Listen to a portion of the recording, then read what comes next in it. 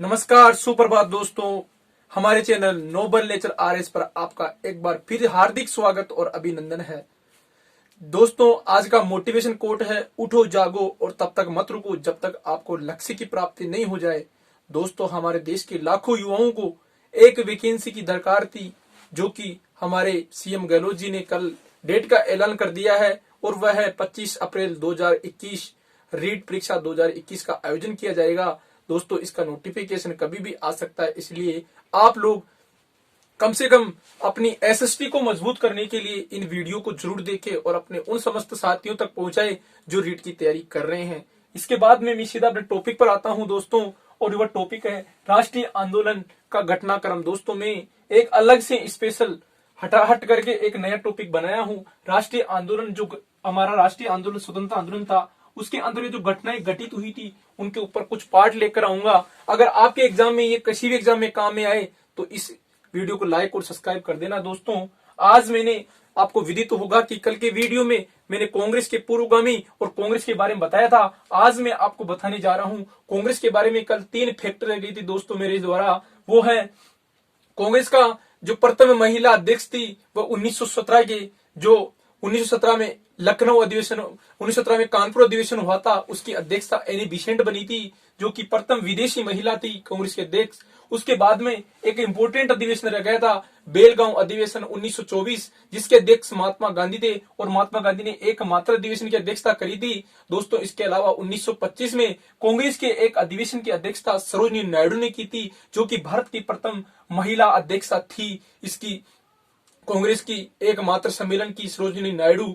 इसके बाद में मैं उस कहानी को समाप्त करते हुए आज एक नया टॉपिक लेके आया हूं, उग्रवाद का उदय। उग्रवाद का जो चरण था, ये दोस्तों 1905 से लेकर 15 तक चला था। 1905 से लेकर 15 तक चला था। और इस चरण का आने का कारण क्या था? इसका बेसिक कारण था, एक तो 1896 में इथियोपिया, जो कि एक अफ्रीका का छोटा सा हॉर्न ऑफ अफ्रीका के अंतर्गत आने वाला देश है। इसमें इथियोपिया, जिबूती, इसके अलावा इरिट्रिया आदि देश आते हैं हॉर्न ऑफ अफ्रीका में। उसका पार्ट है इथियोपिया। और इथियोपिया ने इटली जैसा साम्राज्य उस समय बहुत बड़ा था, उसको हराया था। ये उग्रवादियों को एक महत्वपूर्ण घटना थी, जो उग्रवादियों को उग्र करने में सफलता हासिल करी। इसके अलावा 1905 में जापान के द्वारा रूस को हराना भी उग्रवादियों के लिए एक इम्पोर्टेंट घटना घटित हुई, जो उग्रवादियों को चरम उत्कर्ष तक पहुंचाई। इसके अलावा दोस्तों, उग्रवादियों को जो दयानंद सरस्वती, जिन्होंने आर्य समाज की स्थापना 1875 में करी थी बंबई में, और इसके अलावा जो हमारे पूजनीय स्वामी विवेकानंद जी के द्वारा शिकागो विश्व धर्म सम्मेलन 1893 में दिया गया लेक्चर। इसके अलावा तिलक जी के द्वारा 2 अखबार निकाले गए 1893 के आसपास, केसरी और मराठा। केसरी अखबार था मराठी भाषा में और मराठा था अंग्रेजी भाषा में। और इन अखबारों ने भी उग्रवादियों को कहीं न कहीं अपने उत्कर्ष की ओर बढ़ाया और भारत में उग्रवाद का चरण फाइनली 1905 में आया। इसका एक और रीजन था लॉर्ड कर्जन के द्वारा बंगाल का विभाजन करना। दोस्तों, लॉर्ड कर्जन 1901 में भारत में आता है, और 1901 में जैसे ही वो भारत में आता है, उसके पहले एक और घटना थी, प्लेग फैला था इंडिया में 1896 में, जिसको छप्पनिया अकाल भी कहा जाता है। 1896 से लेकर 1903-04 तक चला था, 10 साल तक लगभग। जैसे आज आप कोरोना महामारी का दौर देख रहे हो, ठीक उसी प्रकार 1896 से लेकर 1904 तक भारत में एक पहले से ही एक महामारी फैली थी, उसका नाम था प्लेग। और उस प्लेग के दौरान बहुत सारे कमिश्नरों की हत्या करी गई थी। प्लेग कमिश्नर रेड की हत्या हो गई थी पुणे महाराष्ट्र में। इस कारण तिलक जी को सर्वप्रथम 1898 में जेल पर जाना पड़ता है। और 1898 जब ये जेल में जाते हैं, उसके बाद में ये कुछ समय बाद वापस आते हैं। फिर इनको ये उग्रवादी मानने के कारण 1908 में दोबारा जेल में डाल दिया जाता है, और 1908 से लेकर के 1914 तक जेल में रहते हैं। और 1914 में जब ये जेल से बाहर आते हैं, 1914 में, तो आते ही इन्होंने एक किताब लिखी थी, गीता रहस्य, जो इंपोर्टेंट किताब है गीता रहस्य, तिलक जी के द्वारा। इस गीता रहस्य बुक के अंदर इन्होंने ये बखान कर दिया कि अंग्रेजों से आप लड़ करके हमारी आजादी नहीं ले सकते। तब इन्होंने होम रूल लीग आंदोलन चलाया था, जिसके बारे में हम आगे चर्चा करेंगे। अभी हम बात करेंगे इसका रीजन एक और बंगाल विभाजन था, उग्रवाद के उदय का। इसके अलावा जो उदारवादी थे, वो अपने कामों में कहीं न कहीं असफल रहे। उन्होंने अंग्रेजों से कुछ भी करवाने में सफलता नहीं मिली, क्योंकि वो सिर्फ प्रार्थना पत्र और याचनाएं करते थे।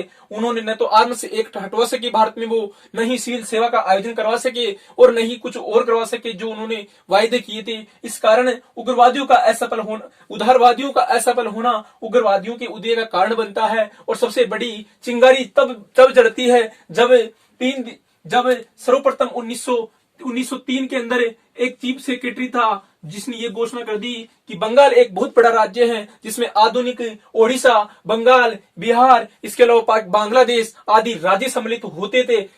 ये जो राज्य था इसको एक होम सेक्रेटरी था अंग्रेजों का, उस होम सेक्रेटरी ने कहा कि अब इसका विभाजन तो होना तय हो चुका है बंगाल का, जो कि फूट डालो और राज करो की नीति के तहत माना जाता है। इससे पहले डलहौजी ने अपनाई थी 1850 से लेकर के 56 तक, और अब आ रहा है करजन जिसने 1903 की फरवरी में ढाका, बांग्लादेश की जो आज राजधानी है, उस ढाका में एक भाषण देते हुए कहा था कि आज मैं मुस्लिम बंधुओं को वापस से अपना इतिहास दोहराने की बात कहता हूँ। इतिहास यानी कि मुगल काल और सल्तनत काल याद दिलवाते हैं मुस्लिमों को, और हिंदू मुस्लिमों को बांटने का एक प्रयास करता है, और उसमें सफल भी होता है। दोस्तों 1906 के दिसंबर महीने में मुस्लिम लीग की स्थापना होती है। 1906 के दिसंबर महीने में मुस्लिम लीग की स्थापना होती है सर आंगा खां और सादुल्ला खां के नेतृत्व में, और ये होती है बांग्लादेश की राजधानी ढाका में ही इसकी स्थापना होती है मुस्लिम लीग की। और मुस्लिम और हिंदुओं को बांटने में अंग्रेज काफी सफल होते हैं। इसके अलावा ये जो 3 दिसंबर 1903 को होम सेक्रेटरी ने घोषणा करी, उसके बाद में करजन ने एक भाषण देते हुए ढाका में कहा 1904 के फरवरी महीने में कि मैं आज मुस्लिमों बंधुओं को वो वापस से अपना इतिहास दोहराने की बात कहता हूं। उसके बाद में फाइनली 19 जुलाई 1905 को बंगाल विभाजन की घोषणा कर दी जाती है, और जब बंगाल विभाजन होता है तो उसके तुरंत बाद में 7 अगस्त 1905 को कलकत्ता के टाउन हॉल में एक बहिष्कार नीति अपनाई जाती है, और उस बहिष्कार नीति के तहत ही संजीवनी पत्रिका में सर्वप्रथम इसकी घोषणा की जाती है। संजीवनी पत्रिका में सर्वप्रथम इसकी घोषणा की जाती है, जिसके संस्थापक थे कृष्ण कुमार मित्रा, जिन्होंने सबसे पहले स्वदेशी शब्द गढ़ा था या स्वदेशी शब्द दिया था। दोस्तों इस टाउन हॉल में हुई मीटिंग के दौरान ये कहा गया कि हम अंग्रेजों का बहिष्कार करेंगे, लेकिन उदारवादी चाहते थे कि ये जो बहिष्कार हुआ है ये सिर्फ कलकत्ता और बंगाल तक फैल कर रहे, लेकिन उग्रवादियों का मानना था कि ये कोलकाता तक नहीं, ये संपूर्ण भारत में फैलना चाहिए। इसके बाद में माना जाए तो दोस्तों इसके बाद में एक डेट है 16 अक्टूबर को फाइनली बंगाल का विभाजन हो जाता है, और कुछ लोगों को बांग्लादेश साइड में जाना पड़ता है जिसको पूर्वी बंगाल कहा जाता था, और पश्चिम बंगाल भारत में है। मुस्लिमों को एक साइड में कर दिया जाता है और हिंदुओं को एक साइड में बांट दिया जाता है। हिंदू और पारसी थे बंगाल में, और बांग्लादेश में मुस्लिमों को भेज दिया जाता है। उसके बाद में एक रक्षाबंधन का त्योहार मनाया जाता है दोस्तों, और उसके तहत ये कहा जाता है कि आज अंग्रेजों ने हमें अलग तो किया है, लेकिन हम कहीं न कहीं एक भाई की तरह हैं, और अंग्रेज अपनी नीति में सफल होते हैं। 1909 में एक एक्ट लेकर आते हैं, मार्लिमेंटो सुधार अधिनियम 1909, और उस एक्ट के द्वारा ये पृथक निर्वाचन क्षेत्र स्थापित कर देते हैं, और कहते हैं अंग्रेज कि हिंदुओं को वोट देगा, मुस्लिम को वोट देगा, और मुस्लिम प्रतिनिधि मुस्लिम क्षेत्रों का प्रतिनिधित्व करेंगे, और हिंदू प्रतिनिधि हिंदुओं का प्रतिनिधित्व करेंगे। इस प्रकार एक चिंगारी जन्म लेती है, और 1905 में जब बहिष्कार का पद आया तो 1905 में एक बनारस अधिवेशन होता है, जिसकी अध्यक्षता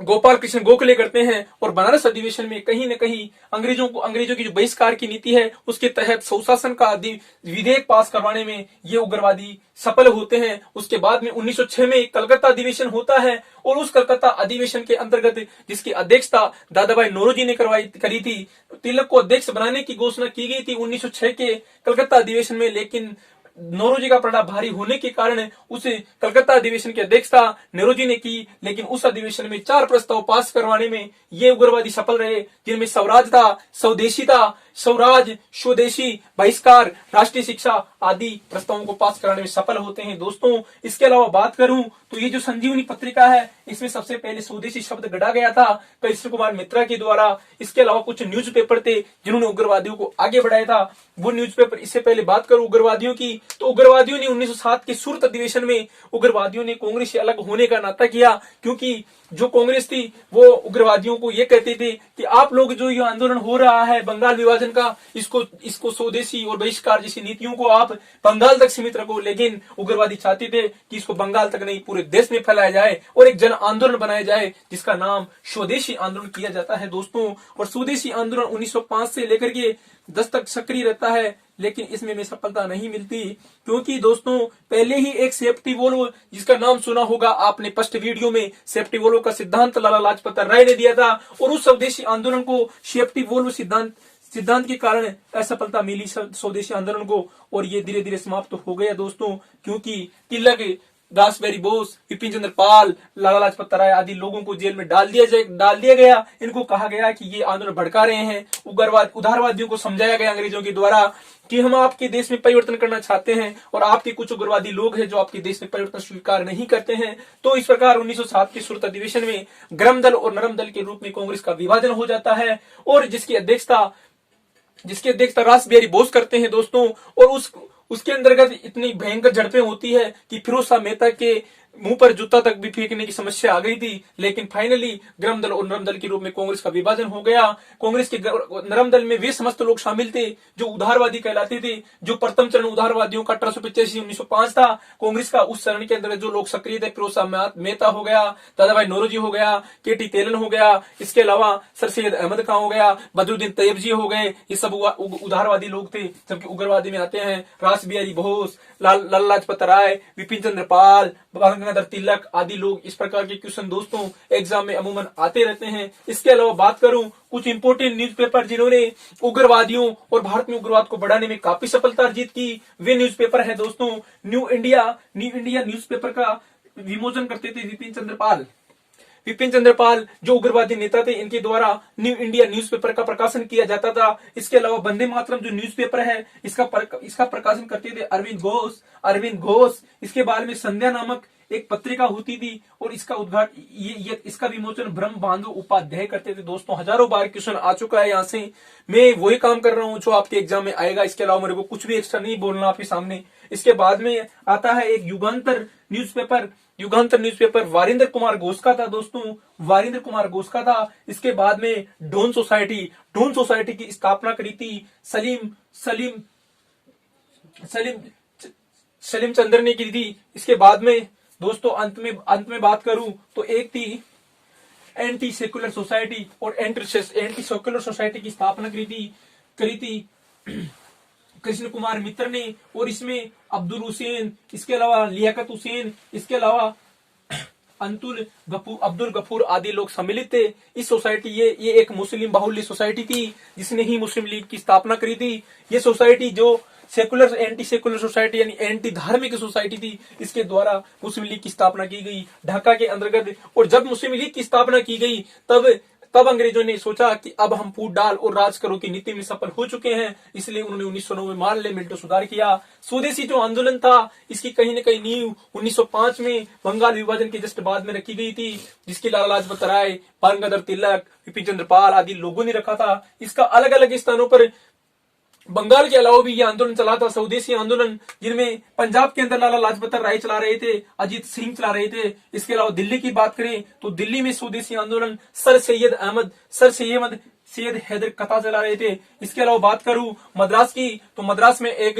तत्कालीन नेता थे जो चिदम्बरम पिल्लई थे, इनके द्वारा चलाया जा रहा था। इसके अलावा बंगाल की बात करें तो अरविंद घोष, विपिन चंद्र पाल आदि लोगों ने भाग लिया। इसके अलावा ये सब लोग वे थे जिन्होंने स्वदेशी आंदोलन चलाया, जो उग्रवाद चरण के थे, गर्म दल के नेता थे। इसके अलावा जो उदारवादी थे वे लोग इस आंदोलन को सिर्फ बंगाल तक चाहते थे। उदारवादियों का एक ही कथन था दोस्तों कि आजादी हमें अंग्रेजों से ही आएगी, और अंग्रेजी शिक्षा पद्धति, अंग्रेजों के द्वारा एंटी सेकुलर जो नियम या कानून ये एक्ट बनाए जा रहे हैं वो हमारे समाज में उपयोगी हैं।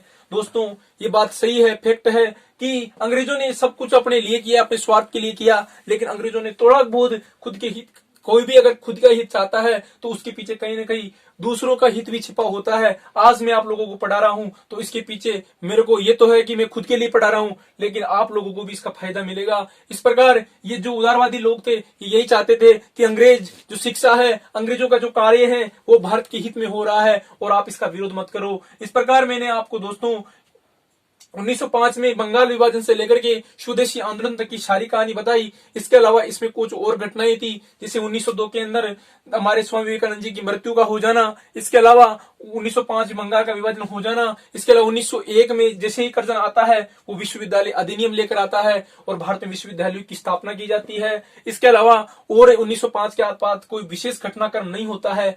इसके बाद की बात हम अगले वीडियो में करेंगे। मैं उन्हीं घटनाओं पर वीडियो बनाऊंगा जो घटनाएं आपके एग्जाम के काबिल हो, जिनको आपको याद करना हो। इसके अलावा इसमें कुछ फैक्ट और रह गए दोस्तों। बंगाल केमिकल्स की स्थापना पीसी घोष और नील रतन ने की थी। बंगाल केमिकल्स की स्थापना पीसी घोष और नील रतन ने की थी। इसके अलावा दोस्तों इस वीडियो में इतना ही खूब है। आने वाले सेकंड पार्ट में और घटनाओं को लेकर आऊंगा। तब तक आप दोस्तों इस वीडियो को देखते रहे। Thanks for watching.